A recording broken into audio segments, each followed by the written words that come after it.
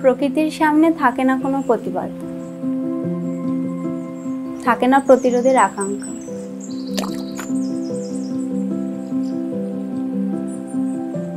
জন্মেই বুঝেছি গায়ের রঙে আমার ভবিষ্যৎ নির্ধারিত।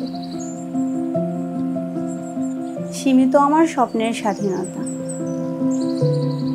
থাকতে নেই যোগ্যতা, না কোনো সম্ভাবনা, থাকতে হয় না জীবন নিয়ে নিজের কোনো পরিকল্পনা। আমার গল্পে আমি এক নির্বাক দর্শক।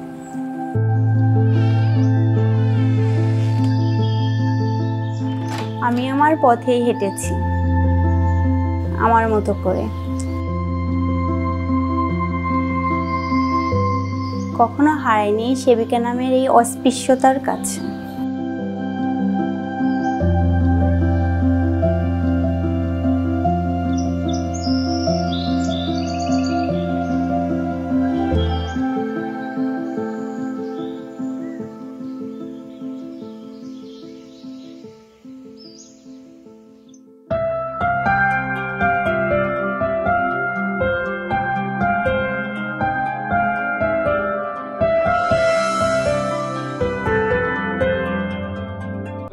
প্লিজ হ্যাঁ ভাই, দুই রিপোর্টটা একটু দেখে যান। আচ্ছা আসছি। তোমার মর্নিং সিভিসিট ছিল, পিএলটি আছে 64000। আচ্ছা ঠিক আছে, আমি তাহলে একটু এটা করে দাও। আচ্ছা আমি দেখি, বস।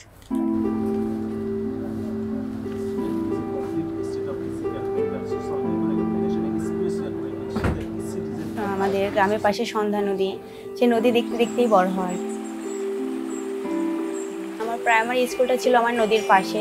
আমি যখনই স্কুলে যেতাম আমার টিফিন পিরিয়ডটা আমি আমার ফ্রেন্ডদের সাথে নদীর পাড়েই কাটাতাম। অনেক বন্ধু ছিল, ভাই বোন ছিল, এদের সাথে খেলাধুলা করতে করতেই আমার ছোটবেলাটা কেটেছিল।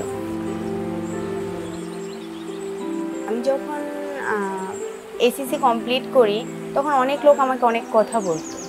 আমি দেখতে কালো, সুন্দর না, ঠিকভাবে কথা বলতে পারি না। এই নিয়ে লোক আমাকে অনেক বেশি কথা শোনাতো। শুধু বেশি না, এমন হতো যে মানে কালো বলে আমার আম্মু অনেক বেশি অন্যায় করে ফেলছে, আমার মতো একটা কালো মেয়ে জন্ম হয়েছে তার। তো আমাকে বলতো যে মেয়ে হয়েছে কি করবা, কালো হয়েছে বিয়ে দিয়ে দাও, কিছুদিন পরে বিয়ে দিতে পারবে না। আবার আমাকে বলতো তোমাকে দিয়ে তো কিছু হবে না, কি করবা। যখন সবাই আমাকে অনেক বেশি কথা শোনাতো, অনেক বেশি মন খারাপ হতো। আমি তখন একা একা বসে থাকতাম, কান্না করতাম যে সত্যি আমি কালো হয়েছি বলে কি আমি কিছু করতে পারবো না, আমাকে দিয়ে কিছু হবে না। কিন্তু আমার আম্মু সবসময় সবাইকে বলতো আমার মেয়ে কালো হয়েছে, এটাই ঠিক আছে। আমি সবসময় চেয়েছি আমার মেয়েটা কালো হোক, যাতে আমি লেখাপড়া করাতে পারি, ওকে দিয়ে কিছু একটা করাতে পারি। তখন বসে বসে ভাবতাম আসলে আমার কিছু একটা করা উচিত, আমি কিছু একটা করবো।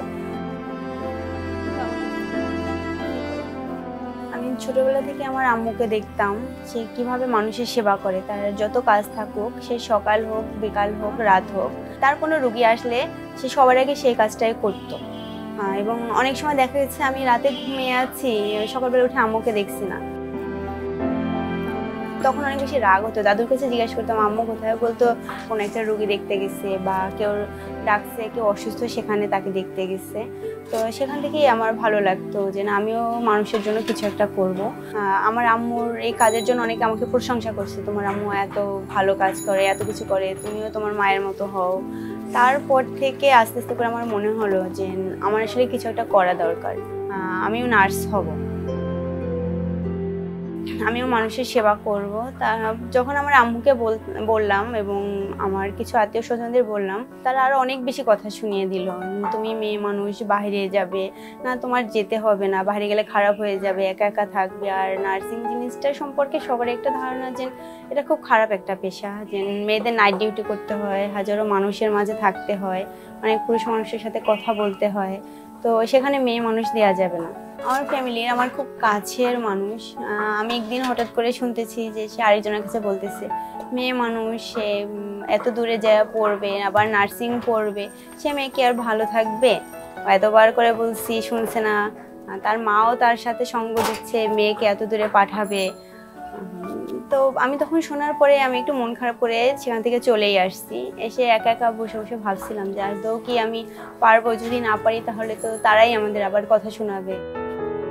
চিন্তা করতাম যে আসলে আমি এটা যাবো কি যাবো না, যাবো কি যাবো না। তারপরে আবার একদিন আমার আম্মুর কাছে বলার পরে আম্মু বললো তুমি আগে চিন্তা করো তুমি কি করবে।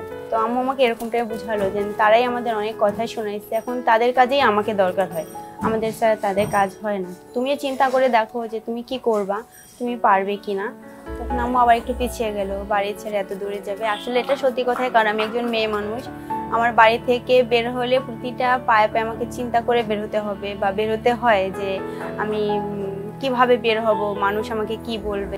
তারপরে আমার ফ্যামিলির প্রতিটা মেম্বার আমি যাকেই বলেছি কেউই তখন রাজি হয়নি, না তোমাকে এত দূরে যেতে হবে না, পড়তে হবে না, আর ঠিক আছে বাড়ির পাশে একটা কলেজ আছে সেখানে ভর্তি হয়ে যাও, এখান থেকে তুমি অনার্সটা কমপ্লিট করো, তো এর মাঝে একটা ছেলে দেখে আমরা বিয়ে দিয়ে দেবো। একটা সময় অনেকটা চিন্তা করে ভাবলাম যে না আমি করে দেখি যে না আমি পারি কিনা বা আমি পারবো। আম্মুকে বললাম আমার নার্সিংয়ের ফর্মটা তুলে দাও। তো আম্মু তখনও আমাকে বলছিল যে পারবে তো, দেখো চিন্তা করে পারবে কিনা। তারপর একদিন জোর করেই আম্মুকে নিয়ে গেলাম আমার ফর্মটা তোলার জন্য।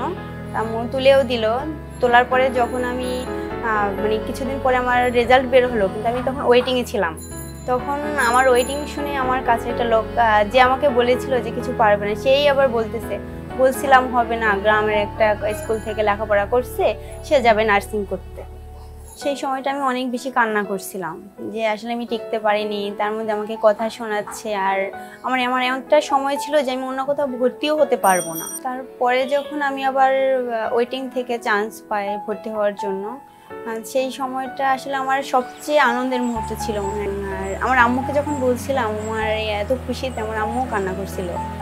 আসলে আমার খুশিটা আমার আম্মুর কান্না ছিল, কান্নাটাই খুশি ছিল, কারণ সে দেখতো আমি কতটা কষ্টে, কতটা মানুষের কথার মাঝে আমি প্রায় পুরো 15টা দিন কাটিয়েছি।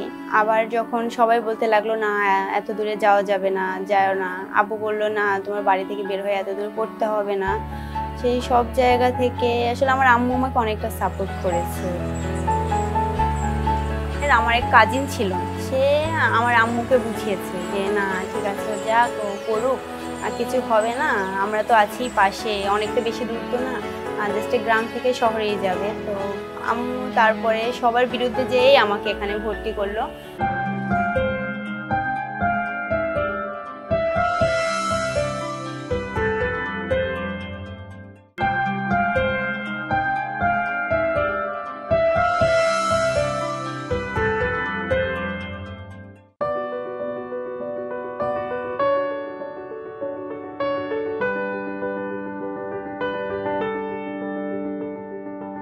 হোস্টেল ওঠার আগ পর্যন্ত আমার কিছু মনে হয়নি, ঠিক আছে আমি বাড়ি থেকে আসছি আমি পারবো, এটা মনে হয়েছে। কিন্তু যখন আমি হোস্টেলে আসছি আম্মু আমাকে সবটা গুছিয়ে দিয়ে যখন আম্মু চলে যাচ্ছিল, আসলে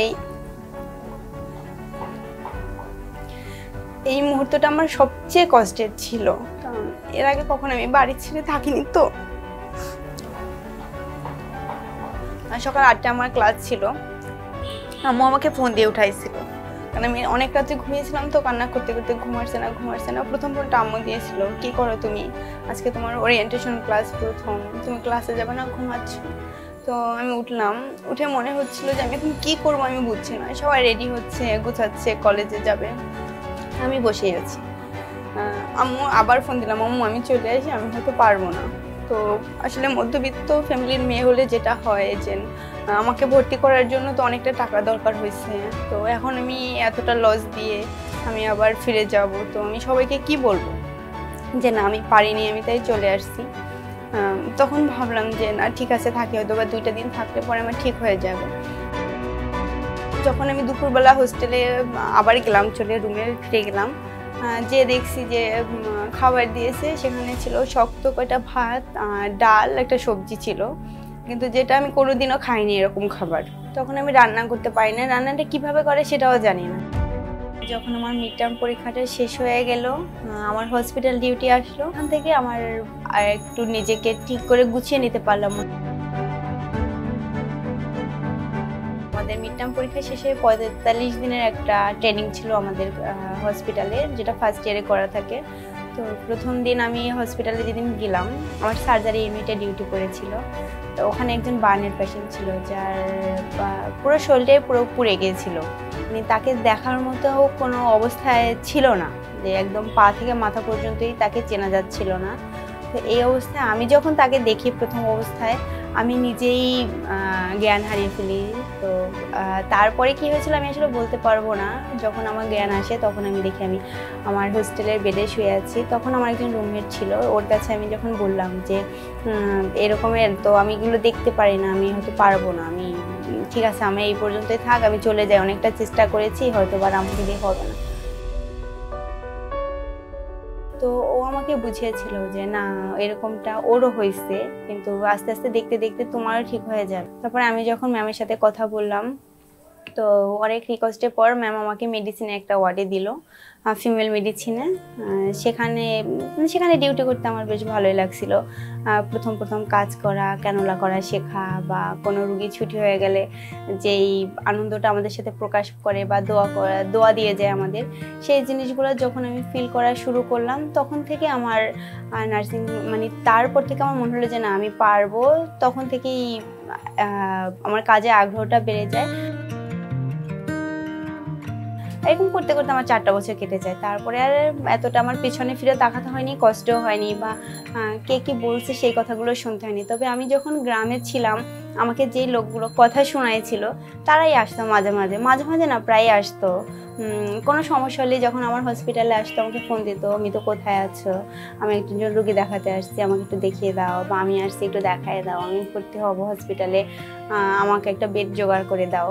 এখন আমার কাজের জায়গাটা আসলে অনেক বেশি ভালো লাগে। শুধু ভালো লাগে বললে ভুল হবে, অনেক বেশি ভালো লাগে। কারণ যে আমি কোনো কিছু দেখতে পেতাম না, কোনো কাটা ছিঁড়া বা কোনো ধরনের ইয়াটা আমি নিতে পারতাম না, সে এখন আমি আমার কাছে কোনো রুগী এসে যখন আমাকে খুঁজে, বা যারা আমার কাছ থেকে ট্রিটমেন্ট নিয়ে গেছে, তো আমাকে যখন এসে খুঁজে যে আপনি একটা ক্যানোলা করে দিবেন বা আপনি থাকলে একটু ভরসা পাই, এই জিনিসগুলো আসলে এখন অনেক বেশি ভালো লাগে আমার। যে না, এরকম আমি আসলে মানুষের জন্য কিছু একটা করতে পারছি বা করছি, যে সে আমাকে নেক্সট টাইম এসে আবার খুঁজে। এরকম অনেক লোক আছে যে অনেকের কাছে মাঝে মাঝে শুনতে পাই যে তুমি ডিউটিতে ছিলে না, তোমাকে একজন এসে খুঁজে গেছে, বা তুমি ডিউটিতে নেই, ওই পেশেন্টটা তোমাকে খুঁজছে, তোমার কাছ থেকে ইঞ্জেকশন নেবে বা স্যালাইন নিবে, তোমার কাছ থেকে ক্যানোলা করে নিবে। আমি এরকম অনেক দেখেছি যে আমার সকাল ডিউটি ছিল, বিকালে তার ক্যানোলা নষ্ট হয়ে গেছে, সে সারা রাত কারোর কাছ থেকে ক্যানোলা করেনি, যে আমি যাব তারপরে সে ক্যানোলা করবে। আমার এখন একটা পার্মানেন্ট জবে আমি চলে আসলাম আমার হসপিটালে, যেখানে আমি গত 2 বছর থেকে আছি, সেখানেই কাজ করছি।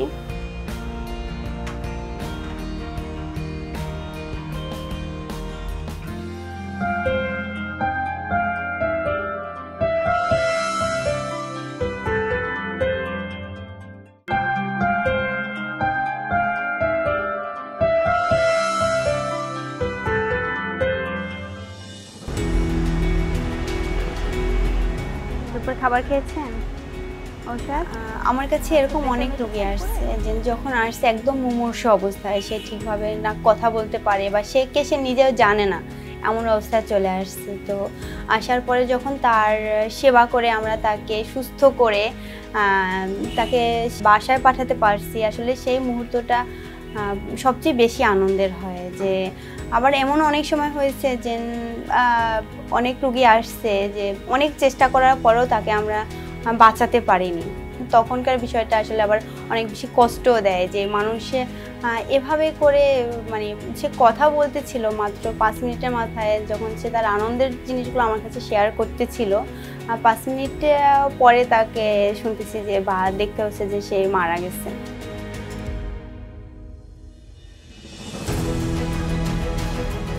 নার্স জিনিসটা আসলে সবাই খুবই খারাপভাবে দেখে, যে নাইট ডিউটি, অনেক পুরুষ রোগী আসবে, তাদেরকে দেখতে হবে। যেমন আমরা একটা রোগীর কাছে গেলে তো স্বাভাবিক তার ভাইটালসগুলো আমাদের দেখতে হয়, তো তখন তাদেরকে ধরতে হবে, বা একটা ক্যানোলা করতে গেলে একজন পুরুষের হাত ধরতে হবে।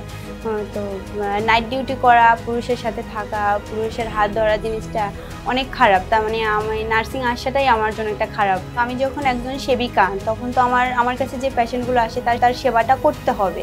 তো সে পুরুষ না মহিলা তখন তো আমি সেটা চিন্তা করি না। তো তার একটা ক্যানোলা করতে হলেও আমার তার হাতটা ধরতে হবে। বাইরের লোকগুলো চিন্তা করে যে একজন মেয়ে মানুষ একজন পুরুষের হাত ধরছে, আবার নাইট ডিউটি করবে, তখন তার অনেক পুরুষ কলিগ থাকে, তাদের সাথে থাকতে হয়। এগুলোকে অনেক মানুষ খারাপ চোখে দেখে। আবার এই সেই মানুষগুলো যখন আবার হসপিটালে অ্যাডমিট হয় তখন তারা চায় আমরা তাদের পাশে 24 ঘন্টা থেকে তাদের সেবা দিই।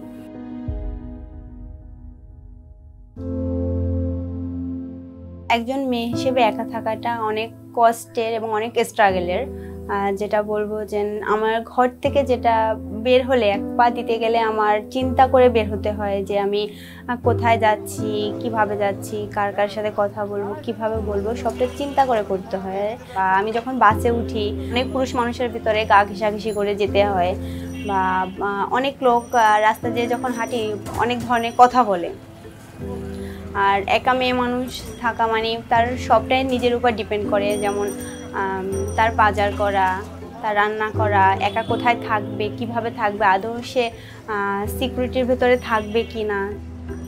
কিন্তু এত কিছুর চিন্তার পরেও আবার যখন আমার মনে হয় যে না আমি একটা মহৎ কাজে আছি, যে মানুষের সেবা করতেছি, বা দিন শেষে আমার এখান থেকে কোনো একটা উপার্জন আমি আমার বাড়িতে দিতে পারি, যেটা পেয়ে আমার আম্মু বা আমার ফ্যামিলি সবাই খুশি হয়, বা আমি তাদেরকে ভালো রাখতে পারি, তখন আবার আমার মনে হয় যে না ঠিক আছে, তাদের মুখের হাসিটা আমার কাছে সবচেয়ে বেশি ইম্পর্টেন্ট। আমি মনে করি কালো বা ফর্সা জিনিসটা মানুষের লাইফে কোনো ম্যাটার করে না। যেটা হচ্ছে মানুষের কর্মই মানুষের আসল পরিচয়, যে আমি কে, আমি কি হয়েছি, আমার নিজের যে পরিচয় সেটাই আসল পরিচয়। মানুষ কালো হোক, খাটো হোক বা ফর্সা হোক, যে আকৃতিরই হোক না কেন, মানুষের কর্মটাই মানুষের বড় পরিচয়।